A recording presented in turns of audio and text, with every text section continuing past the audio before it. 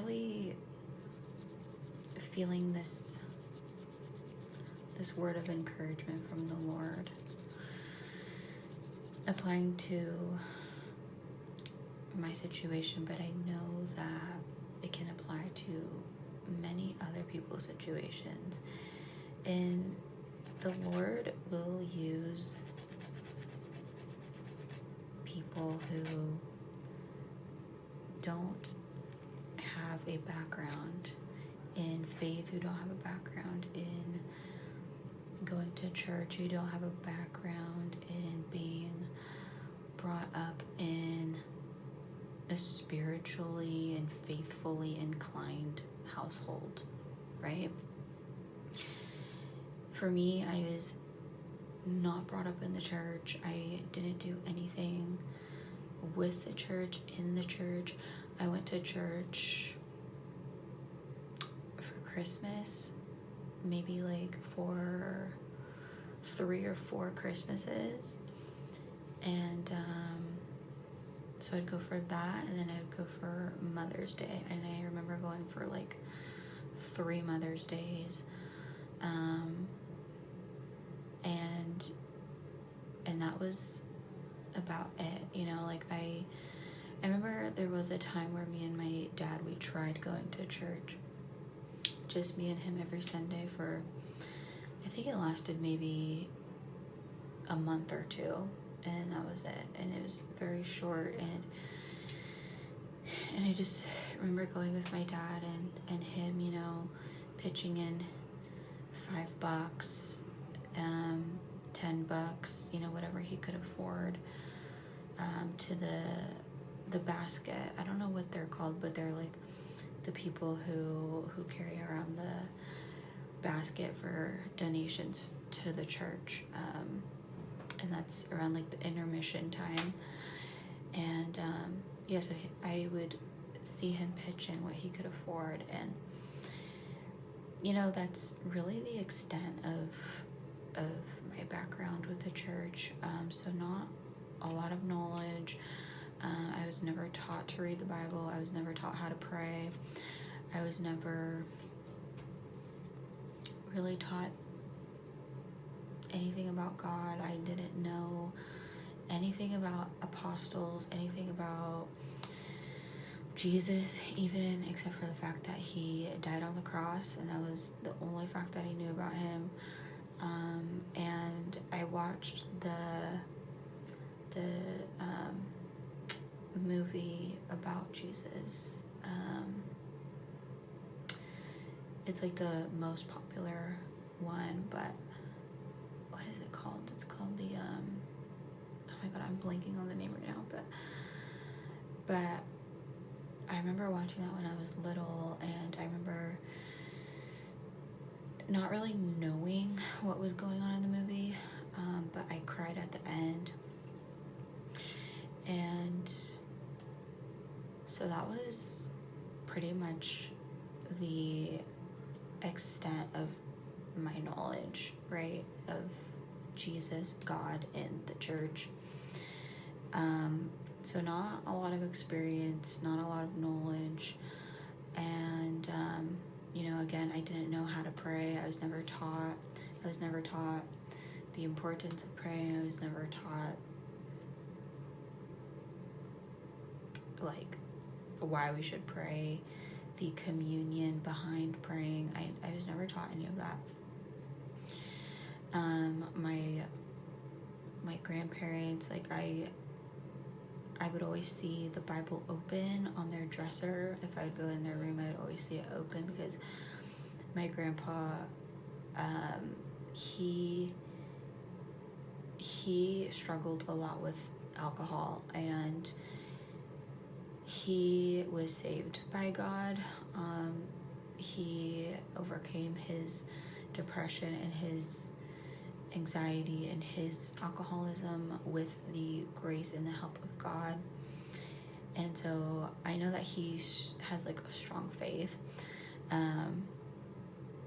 but me and him don't have like a close relationship. We just never really bonded. We never actually had a conversation with each other, even though we were in each other's lives.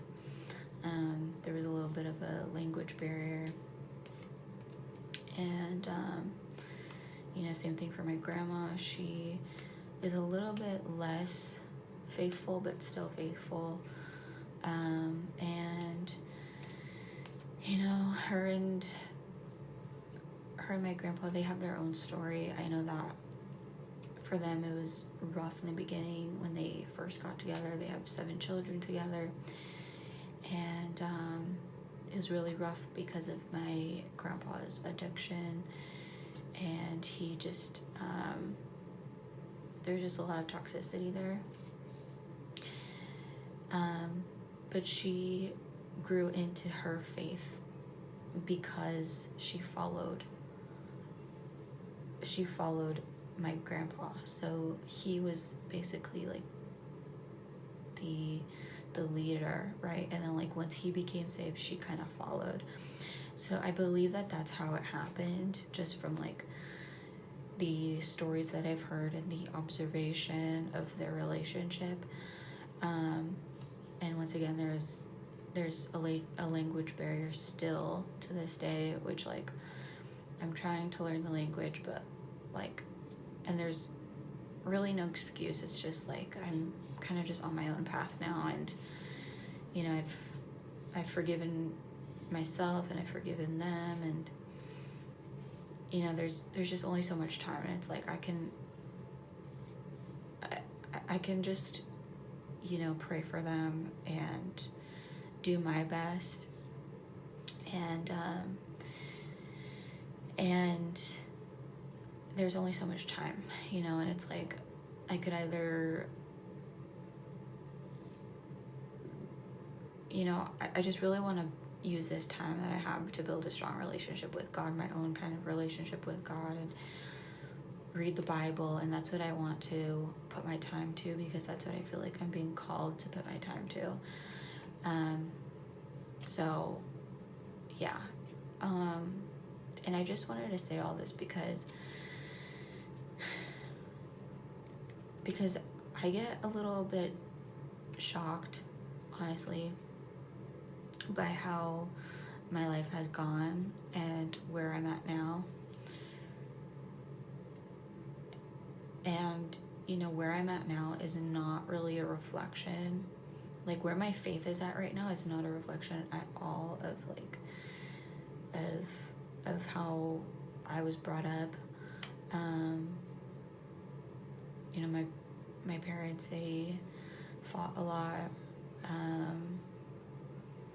They just fought a lot, and I heard a lot of things. I've seen a lot of things that a child shouldn't hear or see. And I was also the only child for 9 years. They got back together and had my little brother, and he's 9 years younger than me. There's just like a lot of back and forth with my parents. They finally separated for the final time on the 4th time that they separated. And that was my life. Just like a lot of fighting, a lot of arguments, a lot of disagreeing, and a lot of silent treatment, a lot of bickering, just like so much bickering, so much toxicity. And so because of that, my dad really just honed in and focused so much on his business, his entrepreneurship, his real estate, and he was always gone, and when he was there, he wasn't really there emotionally or mentally. He was always like occupied with business meetings and business deals and things like that. And so I grew up a lot around business and being brought into business meetings with like really smart people, and so I saw all of that. I saw a lot of exchanges and a lot of dealings, you know, with money and properties. Banks, you know, going to banks a lot and listening to my dad like just negotiate. And he really just had a dream to build a life of his own. You know, he came from an immigrant family. He's the oldest of 7, and so he really just had this dream, you know, to provide and to make it big. And he suffered with his own depression, his own anxiety when the market crashed in 2008. And so I saw him go through all of that. And my dad is like a big personality and really just like a big spirit, you know, really enthusiastic, really charismatic. And so seeing him fall into his own depression was a big life-changing experience for me. And then the same for my mother, because my dad wasn't around. She suffered a lot with isolation. She struggled a lot with her own anxiety, her own depression. She struggled a lot with codependency because her dad left her and her siblings. She's the oldest of 5. Left her and her siblings at I think she was 15. She was 15 and he just walked out. He never came back. And in her 40s, she's 52 now, I think. And in her 40s, she found him, and they he lives in another state now, but she tried to rekindle a relationship with him. And basically, long story short, over the course of 5 to 10 years, just trying to like regroup a relationship, you know, with each other and with him and the other siblings. It just didn't work out. He just really didn't put in the effort. He just didn't care. And she found out some things about him recently that she was not pleased with, that, you know, he did to her brothers. And it's just like a lot of messed up things and a lot of toxicity, a lot of shame, you know, that they felt. And so that's just like a quick summary of my background, my family history, and I just feel called to share this because, like I said before, I never had God on my mind. I always knew that there was like a higher entity, but I didn't know the weight of it. And so I fell into the ways of the world. I fell into, you know, really relying on materialistic things to make me happy, relying on compliments, relying on having a certain persona, relying on having a certain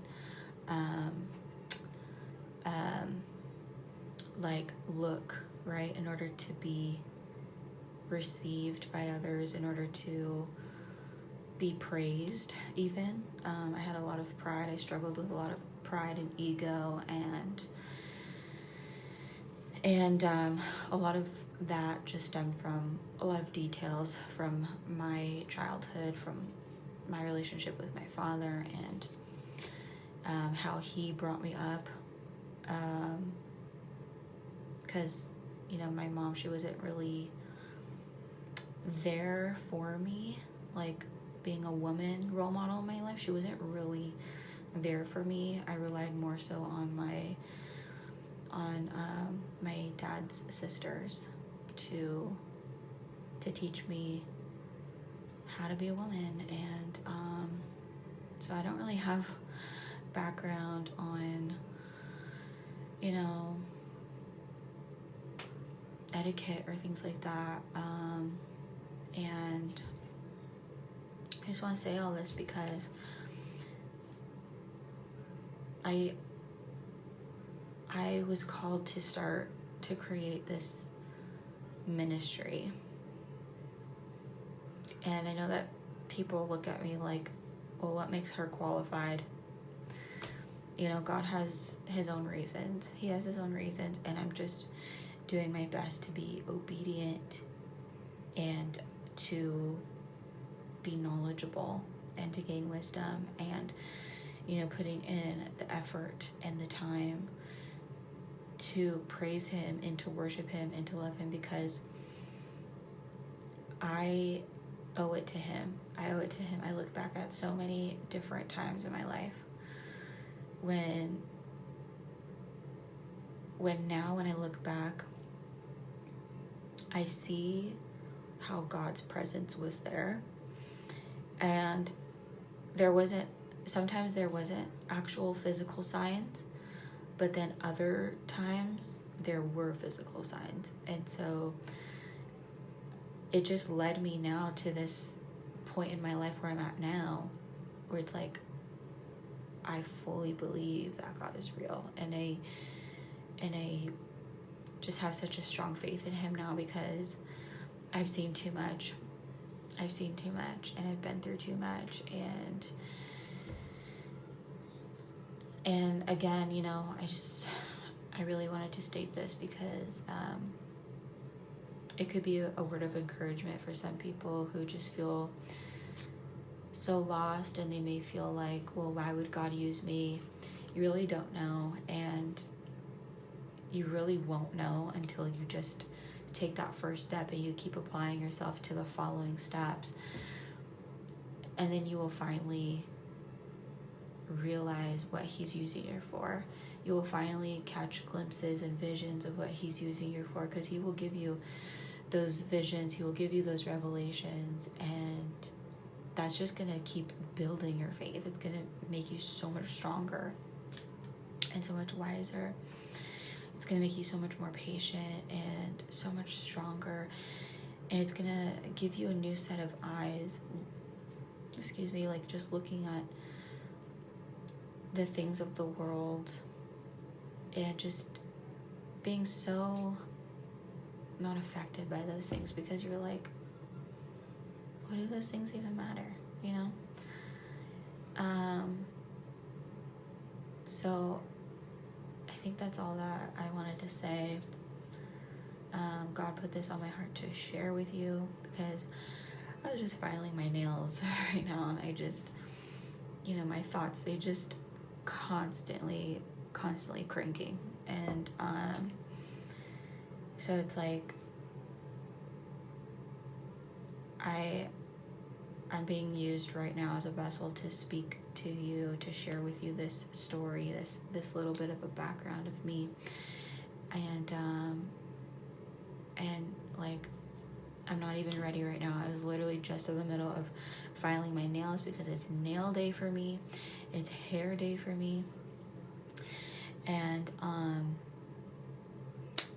this is just a very raw and open and honest video, and I feel like it's important to share this raw and honest part of me, because